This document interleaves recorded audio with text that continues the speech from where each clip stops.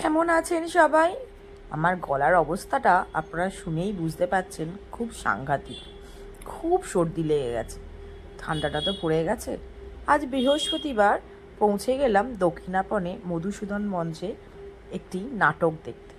আমাদেরই এক পাড়ার দাদা খুব ভালো নাটক করে, সেই 3টে পাস দিয়েছিল আমাদের দেখার জন্য। এই আমার হাজব্যান্ডকেই দিয়েছিল। ও অফিস থেকে এসে গেছিলো ওর বন্ধুর সাথে, আর আমি পৌঁছে গেছিলাম দক্ষিণাপন। ও এসে একটু ওয়েটই করছিল আমার যেতে, যদিও বা একটু লেট হয়েছে। পৌঁছে গেছি দক্ষিণাপন, তার পাশেই মধুসূদন মঞ্চ, আপনারা সবাই জানেন।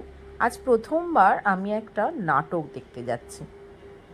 আগে কোনো দিন আমি নাটক দেখিনি। এসেছি এই হলে, সে তো প্রোগ্রাম দেখতে, ডান্স প্রোগ্রাম দেখতে, কিন্তু নাটকটা কোনো দিন দেখা হয়নি। এই যে আমাদের একদম ভীষণ ক্লোজ ফ্রেন্ড বৈদ্যদা, সেই বিয়ের আগে থেকেই চিনি। এই যে 3টে পাস, গেটে পাস 3টে দেখিয়ে আমরা ঢুকে যাচ্ছি মধুসূদন মঞ্চ। ঢুকেই দেখলাম মধুসূদন মঞ্চের এই মূর্তিটা এখনও একই জায়গায় রয়েছে। মনে করিয়ে দেয় যে মধুসূদন মঞ্চের কত কবিতা কিন্তু আমরা স্কুল লাইফে পড়েছি। ঢুকে যথারীতি দেখলাম নাটকটা শুরু হয়ে গেছে। মহাভারতের একটা অংশ নিয়েই এই নাটকটা। আমরা সিটে টিকিট দেখে বসে পড়লাম। নাটকটা বেশ সুন্দর লাগছিল। দুর্দান্ত অভিনয় করেছে অভিনেত্রীরা, এত সুন্দর অভিনয়। বিদুর, যিনি ইন্দ্রনীল দা আমাদের পাড়ায় থাকেন, তিনিই করেছেন। আর বাকি আর্টিস্টদের তো আমি চিনি না। এই ইন্দ্রনীল দার পাশেই আমরা গিয়েছিলাম এই মধুসূদন মঞ্চে এই নাটকটি দেখতে। কি অপূর্ব সাজিয়েছে না?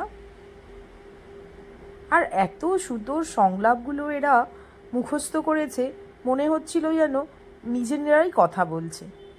নাটক করাটা কিন্তু অত সহজ নয়। এই যে সংলাপগুলো মুখস্থ করতে হয়, আর সেগুলো ঠিক সময় ঠিকভাবে যে কীভাবে বলতে হয়, এটাই কিন্তু একটা আর্ট। এটা সিনেমা নয় যে বারবার টেক হয়, একবারেই বলতে হয়।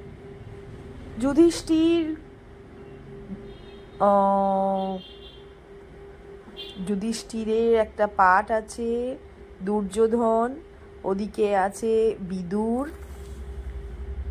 প্রত্যেকটা আর্টিস্টই এত ভালো অ্যাক্টিং করেছে। শেষের পর্যায়ে এসে গেছে, শেষের দিকে যেরকম আমরা সবাই আর্টিস্টদের একটা করে পরিচয় করিয়ে দিই, সেই পরিচয় পর্বটাই এখন চলছে। আমি দূর থেকেই করেছি, তাই খুব সামনে খুব ক্লিয়ারলি দেখা যাচ্ছে না আর্টিস্টদের মুখগুলো, বাট আপনারা বুঝতে তো পারছেন। ভীষণ সুন্দর লেগেছে কিন্তু আমার। আর এই সন্ধেবেলা ভালোই লাগছিল। একদম শেষ পরিচয় হয়ে গেছে, স্ক্রিন পড়ে গেছে, এবার আমাদের বাড়ি যাওয়ার পালা। রাত হয়েছে, সন্ধে 6টা থেকে শুরু ছিল, 7:30 8টায় শেষ হয়ে গেছে। এরপরে আমরা বাড়ি ফিরব। পুরো হলটাই অন্ধকার, একটু পরেই হয়তো লাইট জ্বেলে দেবে। তারপর আমরা বেরিয়েও পড়েছি হল থেকে, সবাই এক এক করে আসছে। ঠান্ডা পড়েছে, আমরা সবাই জ্যাকেটটাও নিয়ে নিয়েছি। বাইরে বেশ কিন্তু ঠান্ডা আছে, শীতকাল তো, আস্তে আস্তে ঠান্ডাটাও পড়ছে। ভেবেছিলাম একবার দক্ষিণাপনের ভেতরে যাব, কিন্তু আর যাওয়া হলো না। রাতটাও হয়ে গেছিলো। আবার দক্ষিণাপন মানে অর্ধেক দোকান বন্ধ হয়ে গেছে কি অর্ধেক খোলা আছে, এই ভাবতে ভাবতেই আর যাওয়া হলো না। শুধু একটু চা আর বাটি ভাজা, ওইটা খেয়ে আমরা চললাম। দাঁড়িয়ে আছি অপর পারে যাব বলে, খুব ট্রাফিক, কারণ এটা তো একদম অফিস ফেরার টাইম। ভীষণ ট্রাফিকটা পেরোলেই, হালকা হলেই আমরা রাস্তা পেরিয়ে যে যার বাড়ির দিকে যাব। চলুন তাহলে আমি আজ এখানেই শেষ করি। আবার দেখা হবে আবার একটা নতুন ব্লগ নিয়ে। ততদিন আপনারা ভালো থাকবেন, সুস্থ থাকবেন।